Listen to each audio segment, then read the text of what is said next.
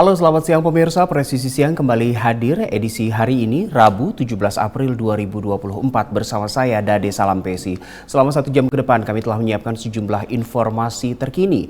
Dan kita lihat dulu 3 berita utama untuk siang ini.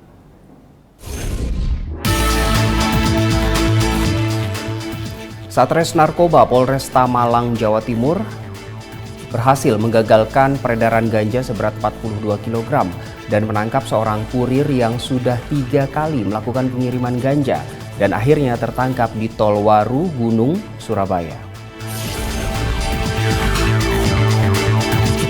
Sebagai upaya menggelorakan semangat pengabdian serta memupuk kedisiplinan anggota, Kepolisian Republik Indonesia menggelar upacara Hari Kesadaran Nasional di lapangan Bayangkara. Segenap satuan kerja Polri turut hadir mengikuti upacara ini.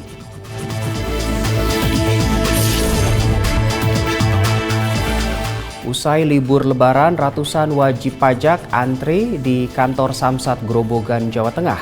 Dan untuk meningkatkan kenyamanan warga yang antri, Satlantas Polres Grobogan mendirikan tenda.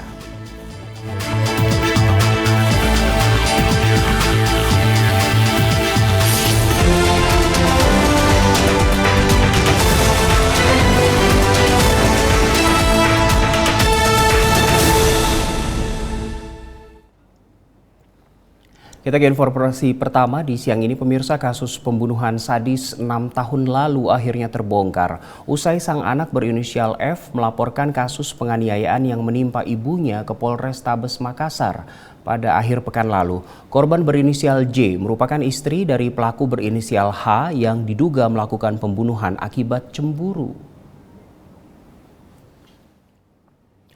Seorang pria di Makassar, Sulawesi Selatan mendadak viral karena diduga melakukan pembunuhan terhadap sang istri. Motif pelaku diduga cemburu dengan istrinya sehingga membunuh dan mengecornya di belakang rumah. Pelaku menimbun jasad korban di dalam rumah yang ada di Kelurahan Bontoala Tua, Kecamatan Bontola, Makassar. Pelaku melakukan tindakan kriminal tersebut sejak 6 tahun yang lalu dan baru ketahuan belum lama ini. Pelaku tega membunuh sang istri pada 6 tahun lalu atau tepatnya pada tahun 2018. Tidak hanya membunuh sang istri, pelaku bahkan mengecor jasad korban di belakang rumah korban. Dari interogasi penyidik akhirnya terkuak bahwa kasus ini tidak terkuak karena alibi bahwa korban kabur dari rumah dengan pria lain. Melaporkan dugaan penganiayaan oleh ayahnya, oleh orang tuanya sendiri. Kemudian pada saat didalami oleh penyidik, dilakukan interogasi, selain daripada keterangan dia mengatakan dilakukan penganiayaan oleh orang tuanya atau ayahnya, dia juga menceritakan bahwa ibunya juga sendiri itu bukan lari. Karena selama ini informasi rupanya setelah kita dalami, istri itu katanya lari dengan laki lain. Ternyata dari keterangan si anak mengatakan bahwa ibunya juga bukan lari, tapi dianiaya sampai mati. Dan kejadian ini 2018. Ya, 2018 kalau kita itu sekarang berarti 6 tahun. Nah, berdasarkan informasi itu, kemudian lalu penyidik segera merespon cepat, mengembangkan, kemudian mengamankan tersangka pelaku. Ya, mengamankan pelaku. Sekarang kita berada di TKP. Satuan Reserse Kriminal Polres Sukabumi Kota mengamankan LDS, seorang kurir di salah satu jasa pengiriman barang yang diduga telah membuat laporan palsu terkait aksi begal yang menimpa dirinya pada awal Maret 2024 lalu. Dari hasil penyelidikan, pelaku diketahui berbohong dan menggelapkan uang sebesar Rp3.200.000 untuk kepentingan pribadi. Satuan Reserse Kriminal Polres Sukabumi Kota mengamankan LDS, 26 tahun, kurir salah satu jasa ekspedisi atau pengiriman barang yang diduga telah membuat laporan palsu terkait aksi begal yang menimpa dirinya hingga menimbulkan kerugian materi sebesar Rp3.200.000 pada awal Maret tahun 2024 lalu.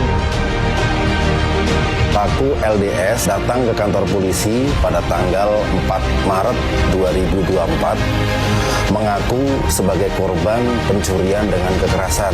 Mengaku dipepet oleh 2 kendaraan bermotor menggunakan senjata tajam, kemudian dirampas uang dan handphone. Dari hasil penyelidikan diketahui dari beberapa pemeriksaan saksi-saksi maupun alat bukti lain bahwa korban ini hanya mengaku telah menjadi korban tindak pidana kekerasan, pencurian dan kekerasan. Motifnya adalah karena membutuhkan uang cicilan maupun uang untuk kepentingan kebutuhan pribadinya, sehingga uang perusahaan sebesar 3.200.000, kemudian handphonenya dijual. Di laporan polisi tersebut dijerat dengan pasal 220 tentang laporan palsu.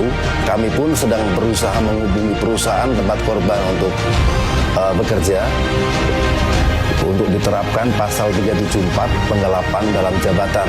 Adapun ancamannya adalah 5 tahun. Kami kepada masyarakat agar selalu waspada, kemudian tidak membuat atau merekayasa laporan, karena kami dari Polres Sukabumi Kota akan memproses, akan merespon segala laporan dari masyarakat. Yang sebenarnya nggak terjadi apa-apa, Pak. Nggak ada penodongan sama sekali. Terus saya inisiatif kayak gitu buat inisiatif ngambil uang hasil COD gitu. ya Sebetulnya uang COD itu harusnya kemana, yang di sendiri atau gimana? story, Pak. Selain ke perusahaan. Perusahaan. Tapi akhirnya diambil, Ya buat diambil pribadi. Untuk dipakai untuk apa aja tuh? store motor, Pak, Setelah motor. sama toko sehari-hari. Oh. Satres Narkoba Polresta Malang Kota berhasil menggagalkan peredaran ganja seberat 42 kg dan menangkap seorang kurir berinisial MS asal Gedangan, Kabupaten Sidoarjo. Tersangka MS sudah 3 kali melakukan pengiriman ganja dan akhirnya tertangkap di Tol Warugunung, Surabaya. Kapolresta Malang Kota Kombes Pol Budi Hermanto mengatakan MS ditangkap di eksit Tol Warugunung, Surabaya saat menaiki bus dengan membawa 1 buah koper berisi 8 bungkus ganja di lakban coklat seberat 42 kg. Kapolresta mengungkapkan modus kasus ini dengan penyamaran menyesuaikan momen mudik. Kasatres Narkoba Polresta Malang Kota Kompol Haryanto Mukti Eko Utomo mengatakan penangkapan MS berdasarkan hasil pengembangan kasus bulan Maret 2024 lalu setelah tersangka YL tertangkap dengan barang bukti 1 kg ganja. Kompol Haryanto mengungkapkan, dari pengakuan tersangka MS sudah 3 kali melakukan pengiriman ganja. Pertama pada bulan Januari 2024 mengirim 36 kg ganja ke wilayah Kediri, Trenggalek, dan Malang. Kemudian di bulan Februari 2024 MS kembali mengirim 36 kg ganja ke Jombang, Sidoarjo, dan Malang. Satu, ini memang mungkin bisa mengelabui pada saat tadi yang disampaikan tentang arus mudik. Yang kedua, begitu banyaknya kegiatan yang ada di wilayah Kota Malang, kegiatan perekonomian, kegiatan pendidikan, kegiatan seni budaya. Nah, mungkin ini menjadikan kamuflase bagi pelaku-pelaku ini. Nah, mungkin kami juga tetap akan mendalami apakah 42 kilo ini memang semua utuh akan didistribusikan di wilayah Kota Malang ataupun di wilayah penyangga Malang. MS membawa 1 koper ganja langsung dari Aceh, Palembang. Setelah itu naik bus tujuan Jember dan tertangkap di Tol Warugunung, Surabaya. Dari Humas Polresta Malang, Jawa Timur melaporkan untuk Polri TV. 7 pemuda warga Babagan Lasem, Kabupaten Rembang harus berurusan dengan polisi akibat terlibat pengeroyokan terhadap warga Kecamatan Sluke pada bulan Ramadan lalu. Akibat aksi anarkisme ini, mereka ditetapkan sebagai tersangka dan terancam hukuman penjara hingga 7 tahun.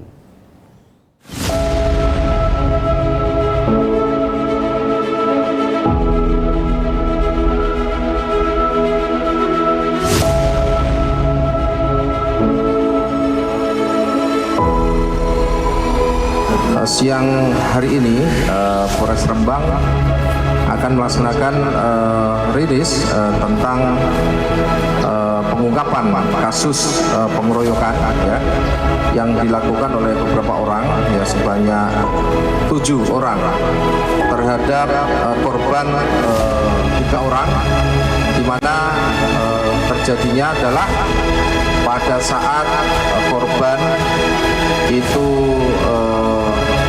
melaksanakan menunggu sahur ya, mereka waktu-waktu yang sudah pada libur kemudian ya berkumpul untuk menunggu waktu sahur. Ketujuh tersangka ini kita sangkakan pasal 170 ayat 2 ke 1 secara bersama-sama melakukan tindakan penganiayaan ataupun pengeroyokan. Ini ancaman hukumannya adalah 7 tahun penjara. Kita ke informasi berikutnya, pemirsa. Kepolisian Resor Tapanuli Selatan menggelar konferensi pers kasus tindak pidana penyalahgunaan narkotika di wilayah hukum Polres Tapsel. Sebanyak 32 kasus dengan jumlah 43 tersangka merupakan pengungkapan yang telah dilakukan Satres Narkoba Polres Tapsel dalam periode bulan Januari hingga April 2024. Hanya orang yang bodoh lah yang mau merusak dirinya sendiri dengan hal yang tidak baik.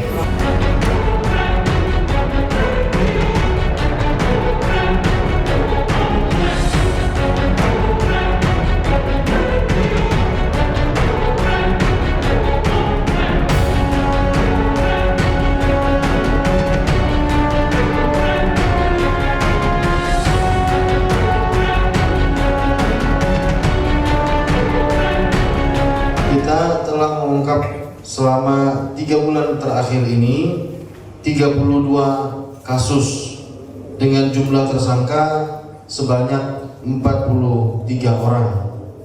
Adapun barang bukti yang berhasil disita seluruhnya adalah berjumlah ganja seberat 3.102,51 gram dan narkotika jenis sabu seberat 84,56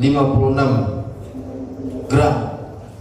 Barang bukti lainnya yang disita berupa alat komunikasi, kemudian sepeda motor, kemudian kendaraan berupa roda 4 dan uang tunai sekitar 9.346.000. Di mana rekan-rekan kita sudah mengetahui bahwa pasal yang digunakan tentunya adalah Undang-Undang Narkotika tentang penyalahgunaan narkotika nomor 35 tahun 2009, di mana setiap orang tanpa hak atau melawan hukum membeli, menjual, menjadi perantara, kemudian jual beli dan atau memiliki serta menguasai menyimpan narkotika golongan 1 bukan tanaman dan jenis sabu dan dalam bentuk tanaman jenis ganja. Ini tercantum pada pasal 114 ayat 1 dan 2 atau 112 ayat 1 dan 2 atau 111 ayat 1 di Undang-Undang Nomor 35 Tahun 2009. Rekan sekalian, bahwa untuk itu Polres Tapsel kami berkomitmen kuat untuk melakukan pemberantasan tindak pidana narkotika ini dengan komitmen kita untuk sama-sama berjihad dalam memerangi adanya narkotika di wilayah hukum Polres Tapanuli Selatan. Kepolisian Republik Indonesia menggelar upacara Hari Kesadaran Nasional di lapangan Bayangkara. Setelah jeda berikut ini, tetaplah bersama kami.